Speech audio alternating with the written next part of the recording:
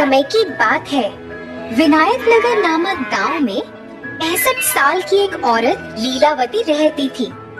वह अपने 2 बेटों और उनके परिवारों के साथ रहती थी।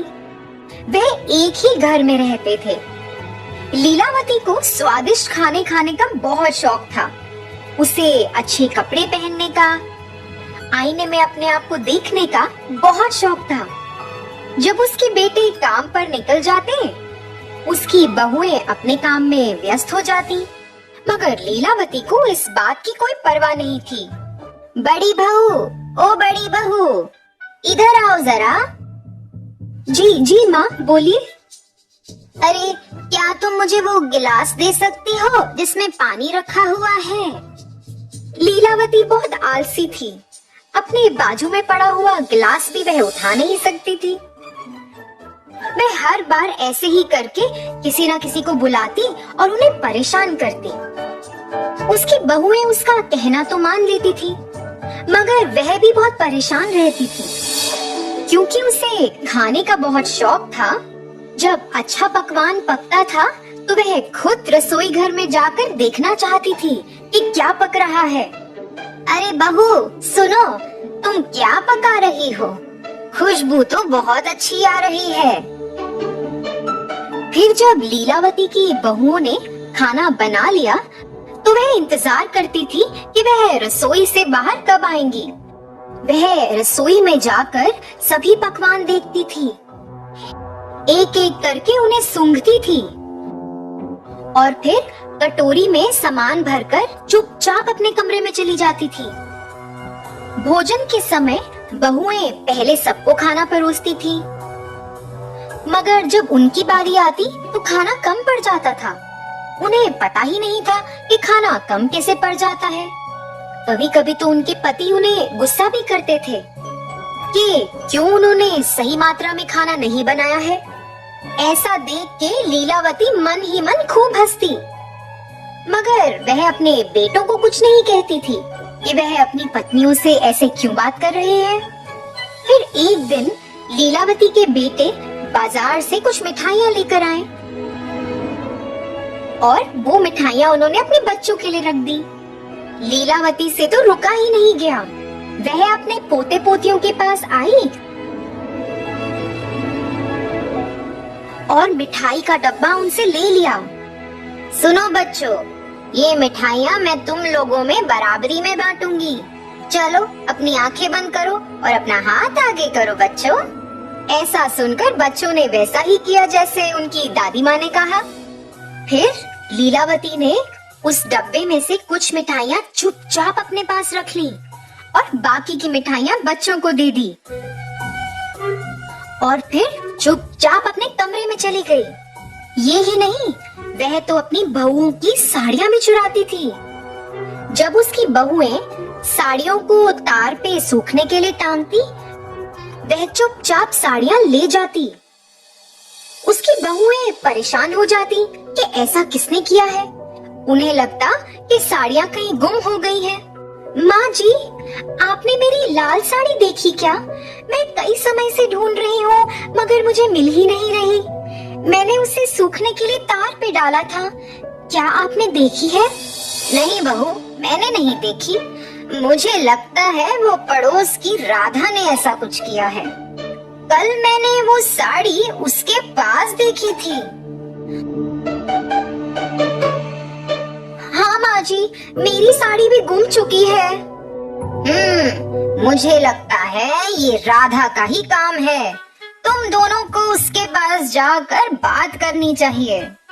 ऐसा बोलकर उसने अपनी बहुओं को बहकाया।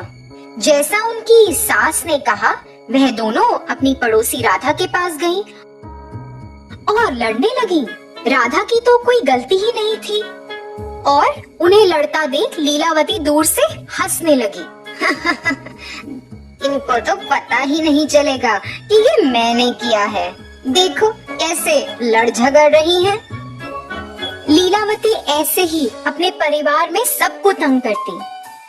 फिर एक दिन जब वह खाना खा रही थी, लीलावती को बहुत खुशी हुई ये जानकर कि अगले हफ्ते दशहरा आ रहा है।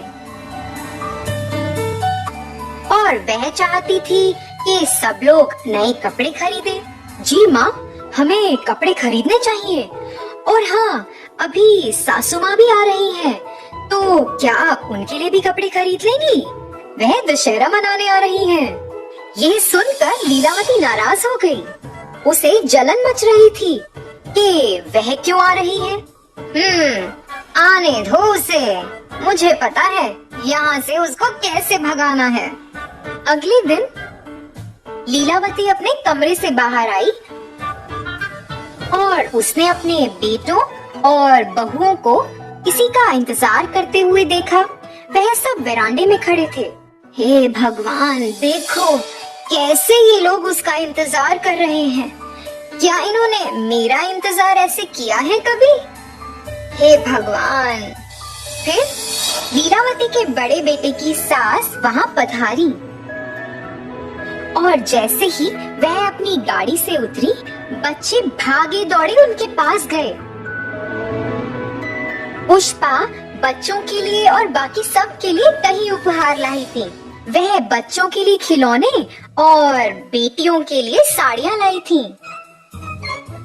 पुष्पा ने लीलावती को भी एक सुंदर सा बस्ता भी दिया। लीलावती ने वह बस्ता तो कबूल किया और चुपचाप अपने कमरे में चली गई और फिर बाहर आई।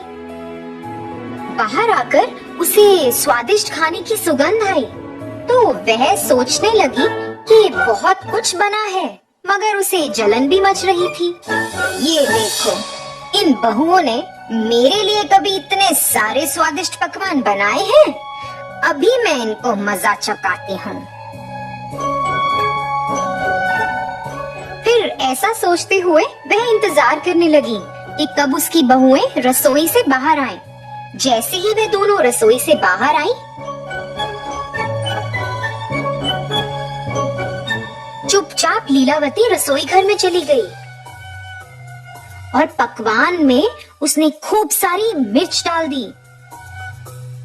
फिर जैसे ही सबने खाना शुरू किया, सब लोगों से खाया ही नहीं गया। सबको खूब मिर्च लग रही थी। सब तो पानी के लिए तड़पने लगे, मगर लीलावती ने तो खाने को छुआ तक नहीं था। मगर उसे ऐसा लगा कि सबको शक हो जाएगा कि उसने कुछ गड़बड़ की है, तो वो भी नाटक करने लगी कि उसे भी खूब मिर्ची लगी और पानी के लिए तरसने लगी। मगर पुष्पा को शक हुआ। पुष्पा ने लीलावती को कुछ ना खाते हुए देख लिया था। उसे ऐसा लगा कि कुछ तो गड़बड़ है। पुष्पा ने लीलावती पर नजर रखनी शुरू कर दी। फिर ऐसे ही कुछ दिन बीत गए। पुष्पा ने ऐसा देखा कि लीलावती बच्चों से मिठाइयाँ चुराती है और अपनी बहुओं की साड़ियाँ चुरा कर उस बस्ते में रखती है।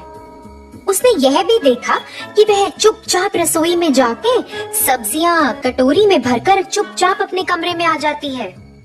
इन 10 दिनों में पुष्पा को लीलावती के बारे में बहुत कुछ पता चला। फिर एक दिन जब सब लोग घर पर थे, पुष्पा ने सोचा कि ये सही वक्त है कि उसे सबको बताना चाहिए कि इस घर में क्या चल रहा है। लीलावती, सुनिए, क्या आप वो बस्ता ला सकती हैं जो मैंने आपको दिया था? मैं आपको वापस लौटा दूंगी। फिर ऐसा कहकर पुष्पा झट लीलावती के कमरे में गई।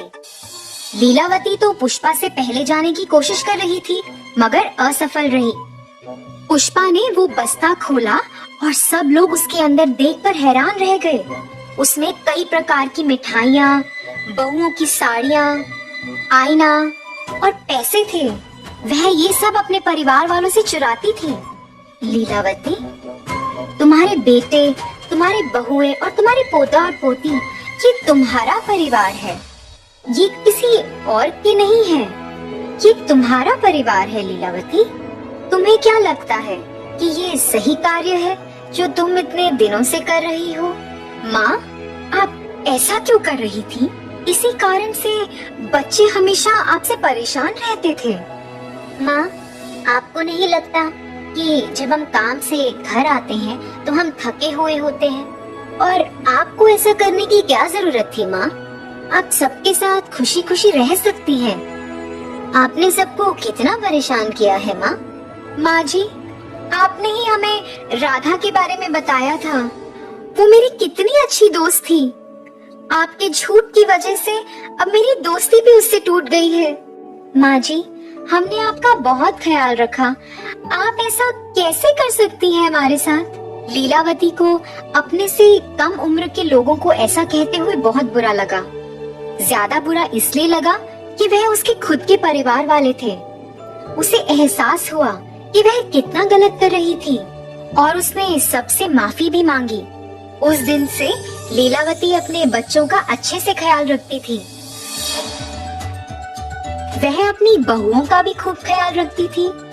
वह अपनी बहुओं की काम करने में मदद भी करती थी।